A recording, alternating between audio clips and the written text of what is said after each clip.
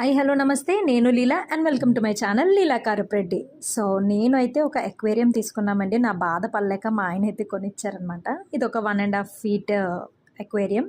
So ఇందులో మేము వచ్చేసి 2 gold fish, 2 black fish and 2 sharks, ఇంకో 2 సకింగ్ ఫిష్ అనమాట. ఇది అంటే ఎక్వేరియంని పట్టుకొని అలా కంటిన్యూ సక్ చేస్తూ ఉంటాయి కదా, ఆ ఫిష్ ఒక 2, టోటల్ 8 ఫిష్ తీసుకున్నాం. సో తీసుకున్న 2 డేస్కే మాకు బ్లాక్ ఫిష్ అనేది చనిపోయిందండి. వాటర్ pH లెవెల్ ఇవన్నీ చూసుకొని చాలా రీసెర్చ్ చేసి ఏముండాలి ఏముండకూడదు ఇవన్నీ ఆలోచించి చాలా తీసుకున్నాం. మోటర్ ఇవన్నీ కొంచెం తెలిసిన వాళ్ళ దగ్గర తీసుకున్నామండి. సో చాలా చాలా హ్యాపీ అనిపించింది బాగాన. కాకపోతే అసలు నాకు మెయింటెనెన్స్ అది అసలు ఏంటి ఐడియా లేదనమాట కంప్లీట్గా.